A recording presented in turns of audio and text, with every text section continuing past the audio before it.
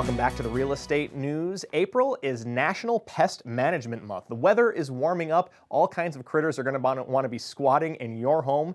And we have Bob Vila on the line, who is a renowned home improvement expert, to give us some tips on how to keep the pests out. How are you, Bob? I'm great. How are you, Justin? Great, great. We had a chance to talk with you last year on our Real Estate News broadcast about this, so I'm excited to have you on Talk of the Town. What is the one pest that we need to be most concerned about as the weather starts getting warmer?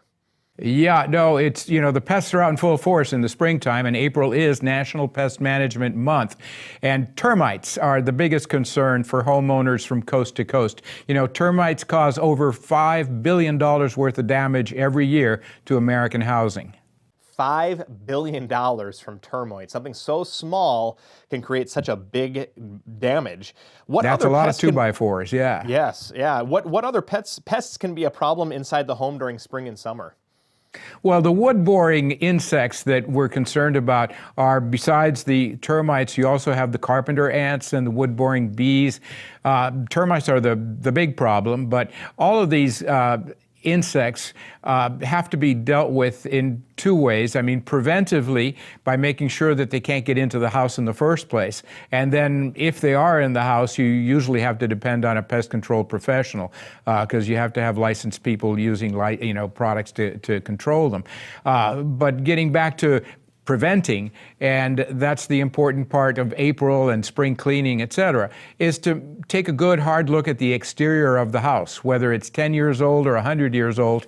If it's a standard American house with wooden clapboards and a stone foundation, take a good hard look at it and make sure that it's tight, that you don't have any gaps between the foundation and the sidewall, or any cracks where insects can get in between a loose clapboard and get into the wall structure. Make sure that there aren't any holes that were made for cable or for a pipe to be let through the house. Take a look at the top of the sidewall where it joins the roof at the eave. Make sure that it's tight up there, that you don't have any loose trim. All of these are places where bugs can get in. And what they want is to create a nice cozy environment to breed in. And sometimes it isn't termite damage, sometimes it's honeybees up in the attic. So taking a good hard look at the exterior of the house and fixing any of these problems is the most important preventative sort of thing that a homeowner can do. I just learned something. I never knew that honeybees were a problem when it came to having pests in the house. I mean, you think of honeybees, you think of them being out in the field, they have the little drawers set up, the honeybee farmers do, but they can actually make home in your home, which is incredible. Take it from my personal experience. I had to have somebody come in and crawl around in the eaves of the attic where we had about 4 rafter bays that were full of basically the mess that they create. And sometimes it's easy to take it out, but when it gets to be 2 or 3 years worth of, we actually had honey coming through the ceiling where the air conditioning register came out.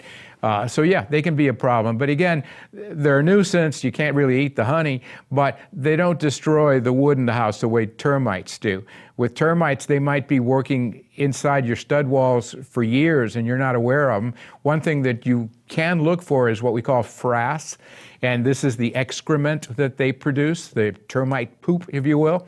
When they're working on a board or in a stud wall and it gets full of poop, they'll poke a hole through the side of it and just brush it all out. So if you or somebody in your house is vacuuming on a hardwood floor, for example, and they see this material, that is the tip-off. You've got a problem. And you might also be seeing little tiny triangular wings that look like cellophane. The termites shed these wings. So if you find something like that, the best thing that you can do is get a professional to come in and assess the damage and figure out how to treat it. A lot of good ways, a lot of good indicators, things to look for. It's too bad you can't eat the honey, though. I was wondering if you maybe ever took a piece of toast and just stuck it to your ceiling or anything like that and then just had a good bite for breakfast. Yeah, you don't want to do that. Don't ever want to do that. Okay. You want to stick to the good stuff in the supermarket shelf. Yeah. Good. That's good. Good point. So obviously, Bob, you know home improvement better than anyone. What improvement can I make that will help my home be less susceptible to pests year-round? Well, aside from what I was just cautioning people about, making sure that the envelope, the outside of the house, is good and tight, another thing to be aware of is that sometimes you have cellars in an older house especially that might have dark corners where there might be damp. And if you've got a moisture situation, that is another thing that attracts the bugs, all sorts of insects. So make sure that you don't have any slow leaking pipes or water condensation issues that in the summer can create habitat for all sorts of creatures. Bob, we just got a couple seconds left, but where can our viewers go for more information here today? On the web, come to pestworld.org and learn all about it. All right, Bob Vila, thank you so much for joining us today. Nice to be with you. Don't go away, there's more real estate news coming up after the break.